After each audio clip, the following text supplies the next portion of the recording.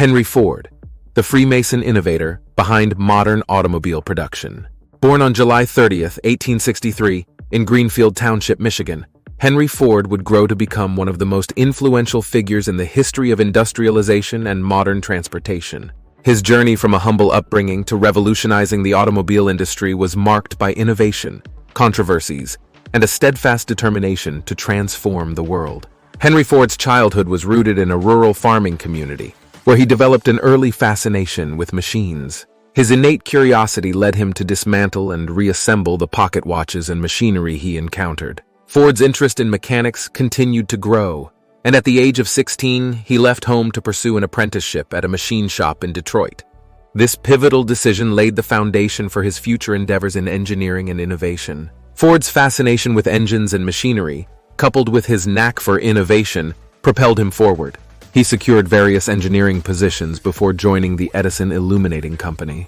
It was during his tenure at Edison that he found the time and resources to tinker with gasoline engines, experimenting in his spare time to perfect his own design. In 1896, Henry Ford built his first automobile, the Quadricycle.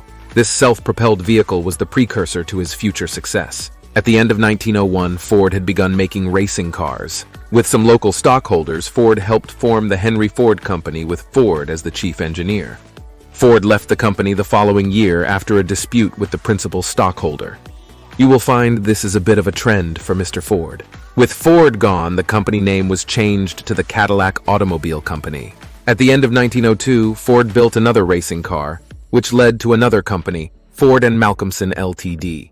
The company contracted with the machine shop of John and Horace Dodge for parts. Ford's first order was for $160,000 in parts, which is the equivalent of nearly $6 million today. Unfortunately, sales were slow and Ford and Malcolmson did not have the money to pay the Dodge brothers. A new group of investors was brought in, and the Dodge brothers were convinced to accept a stake in the newly formed Ford Motor Company in 1903. Ford's visionary approach to production revolutionized the industry. His introduction of the moving assembly line drastically reduced manufacturing time, making automobiles more affordable for the average person. The Model T, introduced in 1908, became an icon of innovation and accessibility, transforming transportation and society itself. It wasn't just in technology where Ford was cutting edge.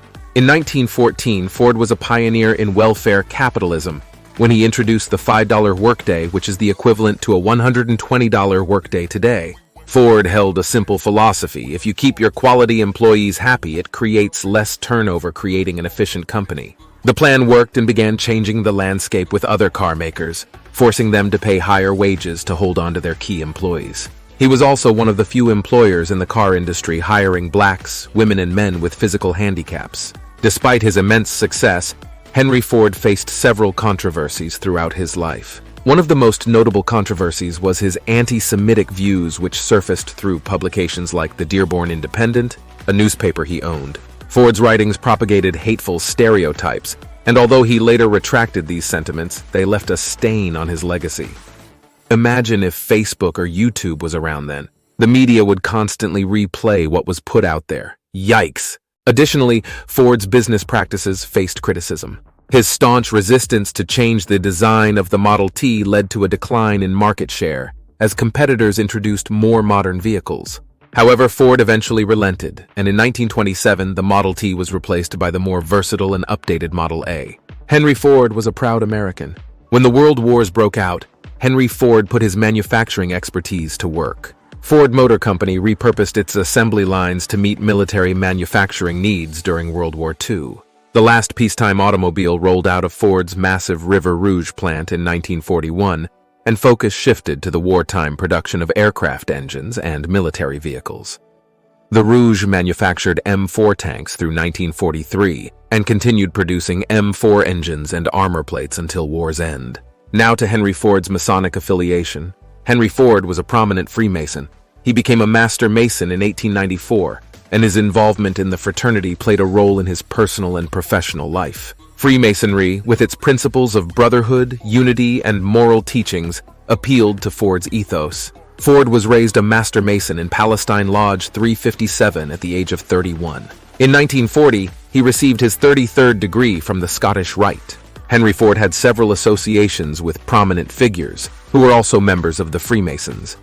Among his notable friends and business associates was Thomas Edison, one of the most influential inventors in history. Edison and Ford shared a close friendship and mutual admiration for each other's work. Both were members of the Freemasons, and their shared interests in innovation and technology strengthened their bond. Another significant Freemason in Ford's circle was Harvey Firestone, founder of Firestone Tire and Rubber Company. Firestone was not only a close friend of Ford, but also collaborated with him in pioneering the automobile industry. Together with Edison and naturalist John Burroughs, they formed a close-knit group known as the Vagabonds, embarking on annual camping trips that garnered significant public attention. Moreover, Ford's friendship with President Warren G. Harding, who was also a Freemason, became notable during his presidency. Harding's administration was marked by a dedication to business interests and innovation, aligning with Ford's endeavors in the automotive industry. Ford's connections within the Freemasons and his friendships with fellow members played a significant role in shaping his network and collaborations in the realms of business, innovation, and societal influence. These relationships further solidified his standing within the fraternity and the broader business community, influencing his personal and professional spheres. Famous quotes by Henry Ford. Henry Ford's wisdom and vision were often encapsulated in his quotes, some of which continue to inspire generations. Masonry is the best balance wheel the United States has. Whether you think you can or you think you can't, you're right. Coming together is a beginning. Keeping together is progress. Working together is success. Failure is simply the opportunity to begin again, this time more intelligently. His legacy. Henry Ford's impact on the world cannot be overstated. His contributions to automotive production methodologies, including the assembly line, changed the course of history.